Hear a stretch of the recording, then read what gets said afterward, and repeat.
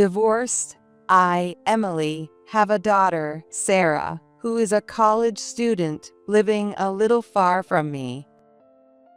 Now that Sarah has turned 21 while in college, she decided to come back home so we could celebrate her birthday.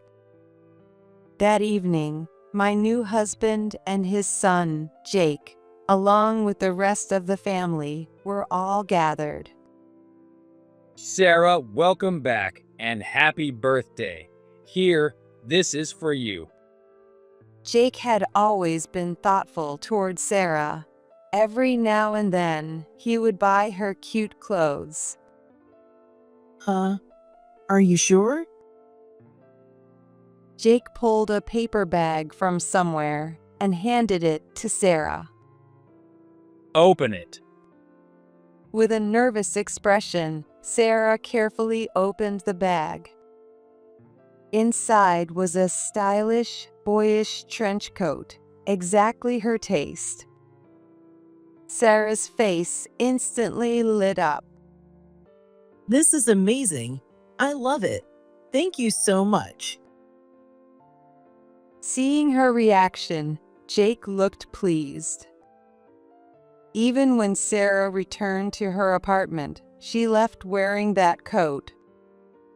I guess the next time we see each other will be for Christmas and New Year's, right?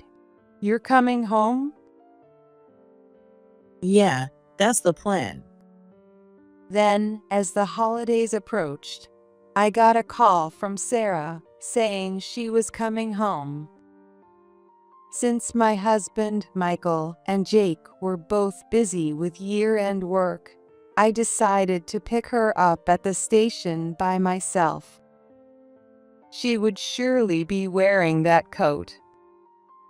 Just thinking about it made me excited.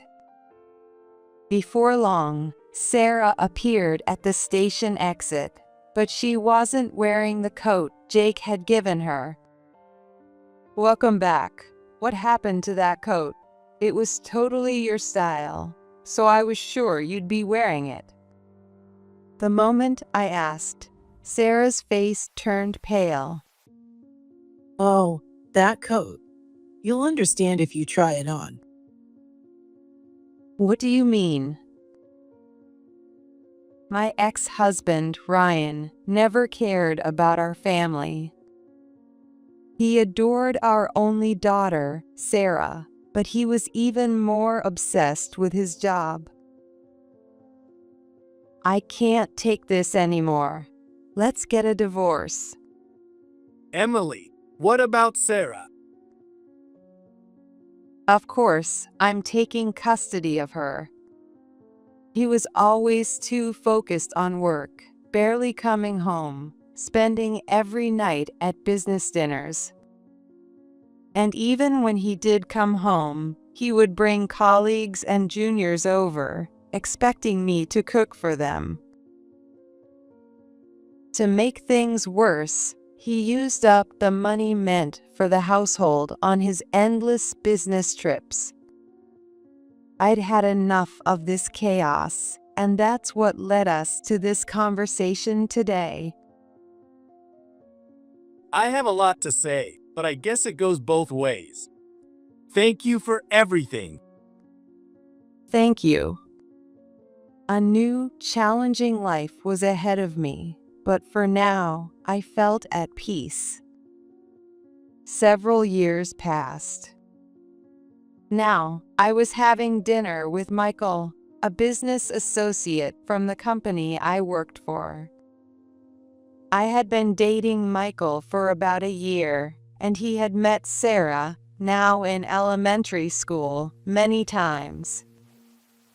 They seemed to get along well, often laughing together, even without me around. He was a bit older than me, thoughtful, and above all, had a warm, charming smile. That night, we enjoyed our dinner, chatting about lighthearted things. Then suddenly, Michael's expression turned serious. Michael? Is something wrong? Emily, I need you to really listen to what I'm about to say. His words and intense gaze made my heart race. Will you marry me? Just a few minutes ago, the mood had been completely different. The air around us turned silent, yet somehow it felt bright and warm. A second proposal, this time completely unexpected. I was momentarily stunned, but didn't hesitate to say yes. There was no round of applause in the restaurant, but I could feel the kind, knowing glances from the other diners, and that alone made me feel a little self-conscious. Oh, thank God. I was so worried you might say no. Come on, I was just a little surprised, but I'm really happy. I'm relieved. Proposing never gets easier, does it? Heh, no, it doesn't. I feel the same way. Just like I said, my heart was beating twice as fast as usual.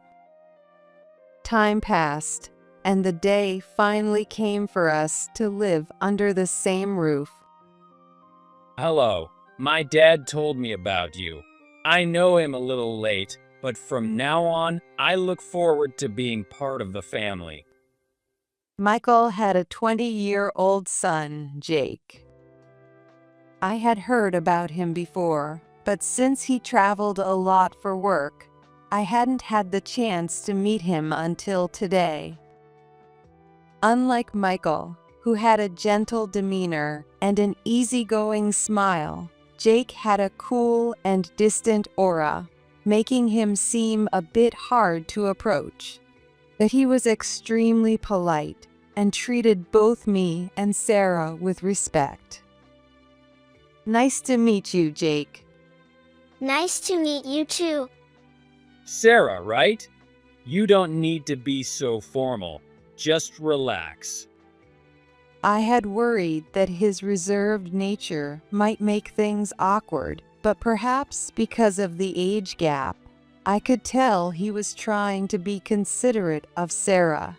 That put my biggest concern to rest. As for me, I hoped we could take our time getting closer as a family. But to do that, I needed to understand him better. I decided that when the time was right, I would ask Michael properly about Jake. That night, Sarah had school the next day, and Jake had a business trip, so they both went to bed early. Now, it was just Michael and me sitting in the dining room, drinking and discussing our future. Then, I suddenly thought of Jake and decided to ask Michael more about him. Jake is very polite and well-mannered. What was he like as a child? He hasn't changed much since then. But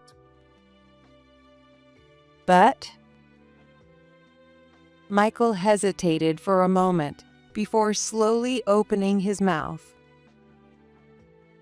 actually, his mother passed away from an illness 3 years ago. It happened when he was at a difficult age, and he lost the one person who truly understood him. And well, Jake isn't my biological son. He's my stepson. So even now, we're still figuring out our relationship. Hearing something I hadn't known before left me a little unsettled. I'm sorry. I should have told you something this important earlier. No, but in that case, we're in the same position, aren't we? That's right. I need to face things properly too. From now on, you have me. Let's work through this together. Thank you. It was definitely a heavy topic, but I felt relieved that we could share our concerns with each other. As time passed and we settled into our new family life, one thing continued to weigh on my mind. Jake and I had no common ground, and since he was always traveling, we barely had the chance to talk at all. At this rate, I had no way of truly understanding who he was as a person. On the other hand, his relationship with Sarah seemed to be going well. Every time he returned from a trip, he would bring her adorable clothes decorated with frills and ribbons. Sarah was always happy about it, which reassured me that my initial impression of him being hard to approach was just my imagination. At the same time, I often thought, I hope he doesn't feel like he has to go out of his way for her. Maybe he was just trying to be a good older brother. However, things changed when Sarah entered middle school. Hey, what happened to the clothes Jake gave you? Well, they're a bit too cute for me now. You know, I started liking a more boyish style lately. As soon as she entered middle school, Sarah's fashion preferences became more apparent. She had once happily worn the cute outfits Jake brought her, but now she avoided them completely. She was right. Lately, she wore pants more than skirts, and her overall style leaned more toward cool than cute. I felt bad about it, but fashion was a matter of personal taste.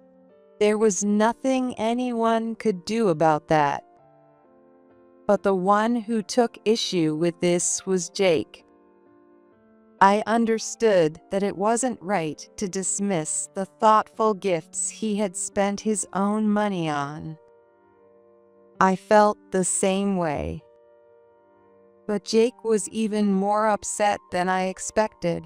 Whenever he saw Sarah not wearing the clothes he had bought for her, he would scowl and demand, "What happened to the clothes I got you?" Sarah never knew how to answer, so I would step in, only for Jake to shoot me a cold, sharp glare.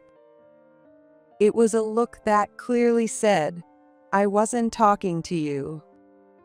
Every time he looked at me like that, I felt a chill run down my spine. His eyes were dark, so dark I couldn't read what he was thinking. Sarah, too, was starting to find his persistent questioning annoying. She didn't show it too much, but it was clear that Jake was getting more persistent and more intense. Fortunately or unfortunately, because Jake was often away on business trips, these conflicts didn't happen too frequently. It seemed that Sarah had also learned how to avoid confrontation. Whenever Jake was around or about to return, she made a point of wearing the clothes he had bought for her as much as possible. Even so, every time he came back from a trip, he would walk through the door with his hands full of shopping bags, handing them to Sarah with a big smile. I had no idea what was driving him so strongly, and it left me deeply confused. So, I decided to ask him directly. "Hey, Jake, can I ask you something?" What is it? Whenever we talked like this, he would respond politely and properly, but I still couldn't forget those eyes of his. "Why do you keep buying Sarah so many clothes?" Oh, that. He sighed, as if it was a question he didn't really want to answer. I just want her to wear them. And I'd like to get along with her, too. Did he not realize that his actions were starting to have the opposite effect? I knew that bringing this up would likely upset him, so I swallowed my words. You've already done plenty. You don't have to keep trying so hard for Sarah. It's fine. I enjoy it. It seemed like a subtle approach wouldn't work with him. I see. Just don't push yourself too much, okay? Time passed, and Sarah successfully entered high school. To mark the fresh start, she cut her long hair, which had once reached her chest, into a short bob. Sarah had always had a small face, and her new boyish haircut suited her perfectly. Wanting to show her off, I called Michael and Jake into the living room for the big reveal. Look, Sarah got a short haircut. Doesn't it suit her? Stop hyping me up so much.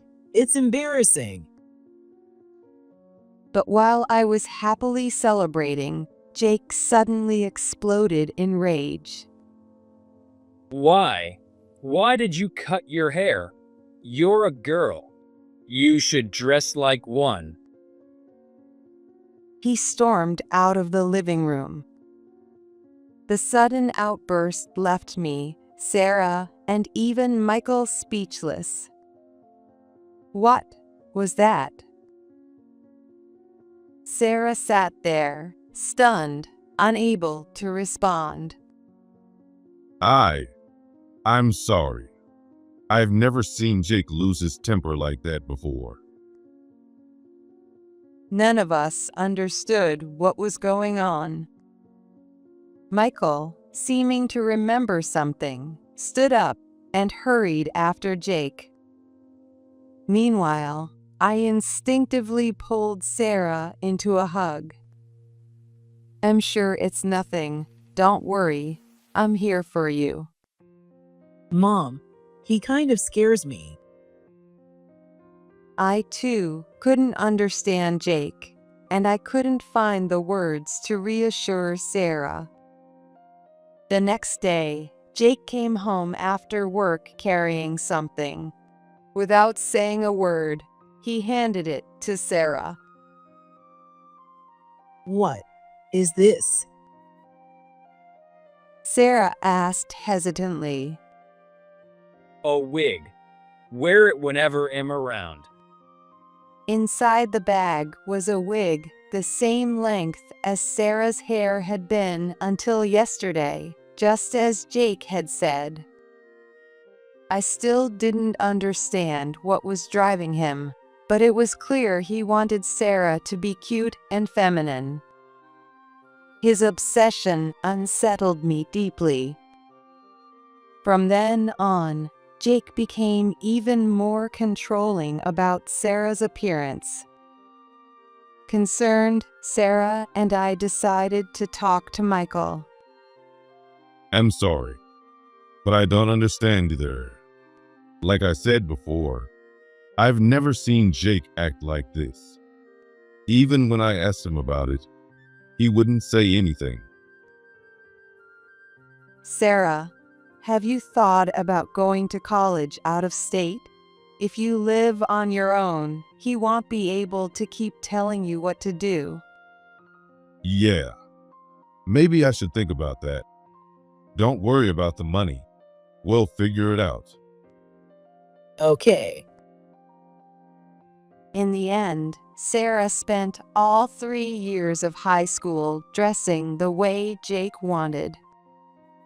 As planned, she applied to an out-of-state college. She got accepted, marking the start of a new chapter in her life. At last, she had a chance to break free from this strange control. While in college, Sarah turned 21, and she decided to come home so we could celebrate. Of course, she wore the wig. I'm home. Welcome back. I still didn't understand why she had to do this every time, and my anxiety only grew. That evening, the whole family gathered. Sarah, welcome back. Yeah, I'm home. If it weren't for his obsession with Sarah's appearance, Jake would just be a quiet, cool young man. Because she was still dressing to please him, their interactions seemed normal, but maybe that contrast was what made him so terrifying. Happy birthday. Here, this is for you. Thanks. Once again, he pulled out a shopping bag from somewhere and handed it to Sarah. Michael and I exchanged glances. We already knew how this would play out, and just watching it felt exhausting. Sarah, now more mature, no longer showed obvious irritation. But there was something in her expression, like she was staring down a threat. Go ahead, open it. At this point, not obeying wasn't an option. With stiff, nervous hands, Sarah opened the bag. Inside was a sleek, boyish trench coat, exactly her style. Her face lit up instantly. I always wanted you to wear what I liked, but I was wrong. So I picked this thinking you'd actually like it. Yeah. It's amazing. I love it. Thank you. Seeing her reaction, Jake smiled with genuine happiness. Watching them, I finally felt a sense of relief, but at the same time, memories of the past came flooding back. I felt like a huge weight had been lifted off my shoulders, knowing I no longer had to worry about strange things.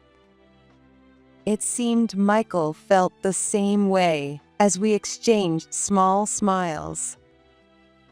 Sarah left for home wearing the coat. I guess the next time we see each other will be for Christmas and New Year's, right? You're coming back? Yeah, that's the plan. I'll drive you to the station. Really? Thanks, Dad. Sarah seemed to be in a great mood. This was the first time, as far as I knew, that she had called Michael Dad. Michael looked delighted and grinned as he started the car. There had been a lot of trouble with Jake, but things had finally settled down. For the first time, it truly felt like we had become a real family. As the holidays approached, I got a call from Sarah saying she was coming home. Since Michael and Jake were both busy with year-end work, I decided to pick her up at the station by myself. She would surely be wearing that coat. The last time she wore it at home, she had the wig on, so I hadn't been able to see her real haircut. But today, I would finally see her in that trench coat with her natural short hair. I was sure it would suit her perfectly. Just thinking about it made me excited. I arrived at the station and checked the time. Right on schedule. Before long, Sarah came through the ticket gate, but she wasn't wearing the trench coat Jake had given her. Welcome back. What happened to that coat? It's totally your style, so I figured you'd be wearing it. I asked out of simple curiosity. But the response I got was hesitant and uneasy. Oh, that coat. You'll understand if you try it on. Sarah's face turned pale. What do you mean? She glanced at the back seat, making sure no one else was there, and then started explaining. That coat had a GPS tracker and a listening device hidden inside. Her shocking confession left me speechless. I couldn't believe it either. How? How did you find out? I asked hesitantly, and Sarah slowly began recounting the story. Every time I wore that coat, I would almost always run into Jake. Doesn't that seem weird? I mean, I was going all the way to another state. At first, he'd say, "Oh, my business trip happened to be nearby," and I believed him, but it happened way too often. As I listened, my whole body started trembling with fear. So eventually, I got suspicious and checked the code. That's when I found a tiny device inside. Ever since then, I haven't worn it. There was no doubt about it. Jake was the one who planted it. I felt more fear than anger, as if an icicle had stabbed me in the back. This was beyond disturbing. I had to tell Michael immediately. Even knowing he was at work, I dialed his number. No way. Jake did that? I told Michael everything Sarah had told me, word for word. He was clearly in shock, just as I had been. He couldn't even find the words to respond. I had hoped Michael, as his father, would be the one to handle the situation, but seeing him like this, I knew that wasn't going to happen.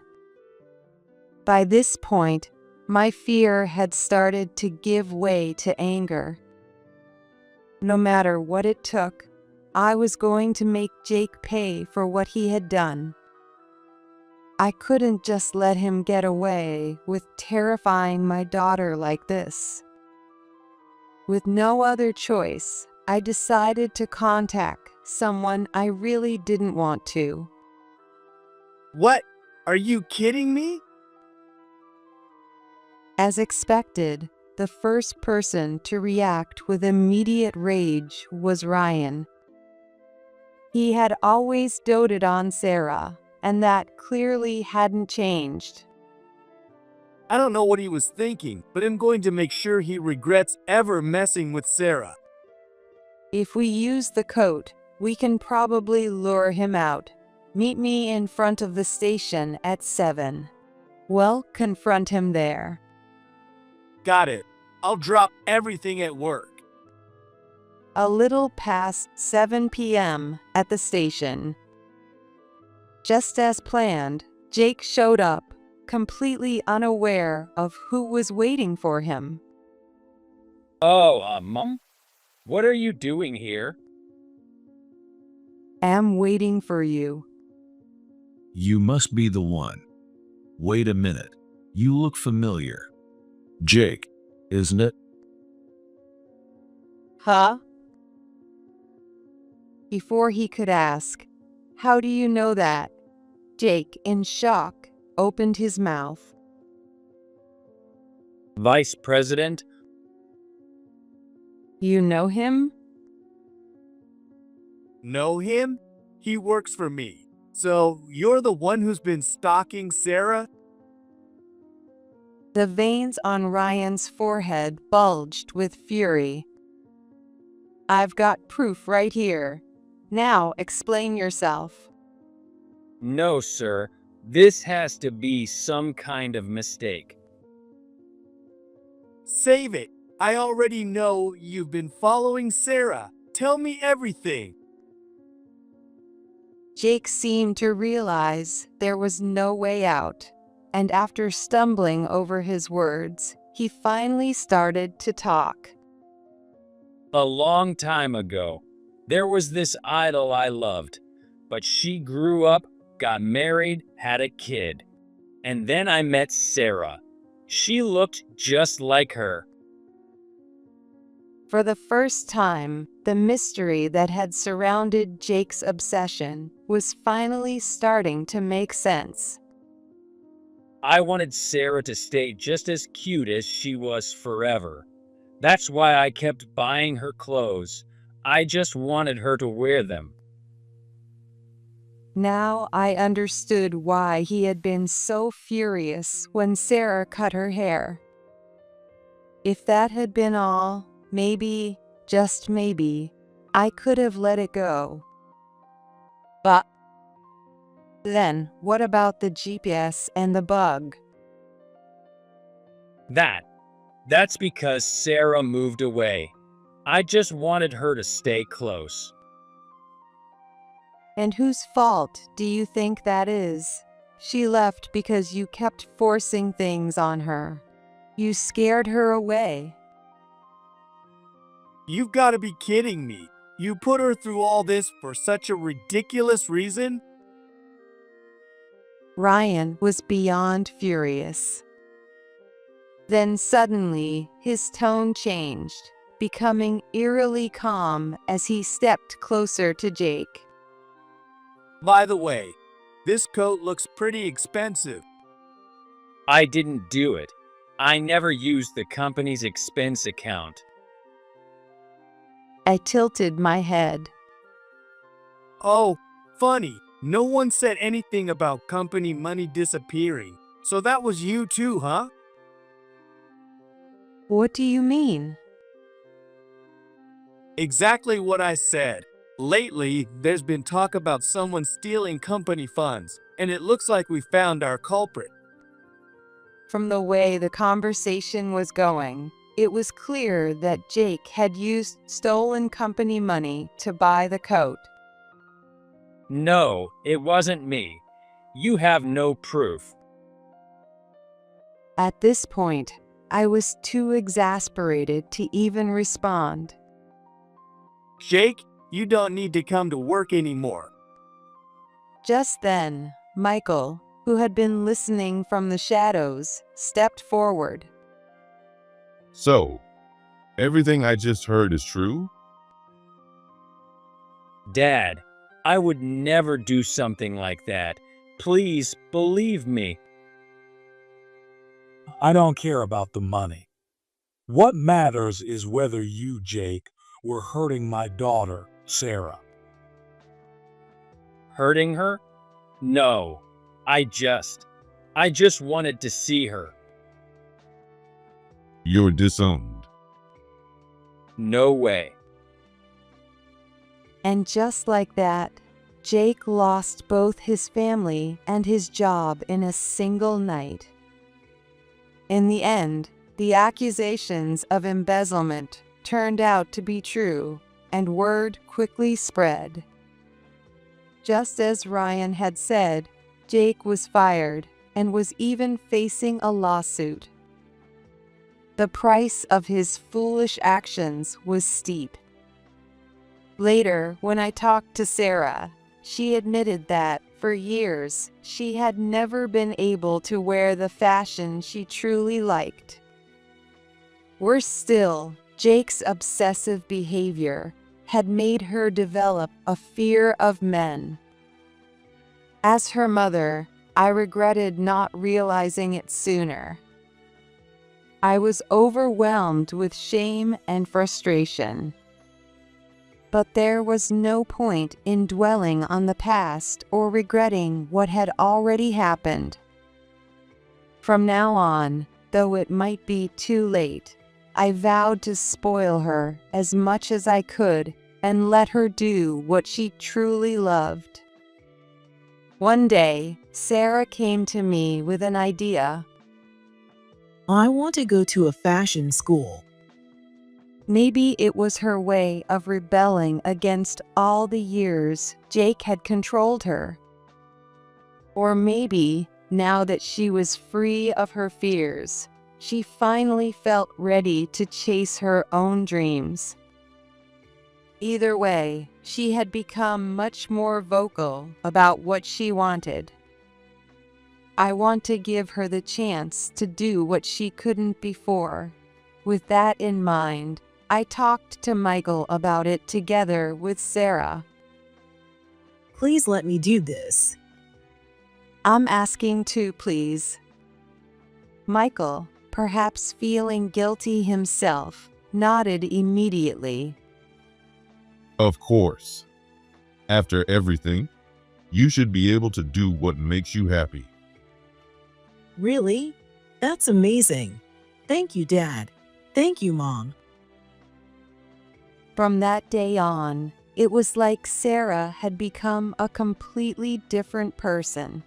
She threw herself into fashion, balancing her college coursework with intense study.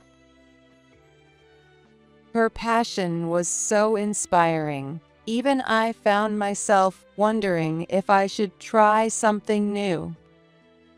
Now she boldly embraces the stylish, cool fashion she loves, enjoying her life to the fullest.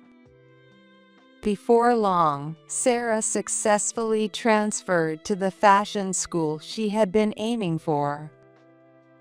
She began expressing her individuality more than ever, staying true to her own path. How about this? Isn't it cool?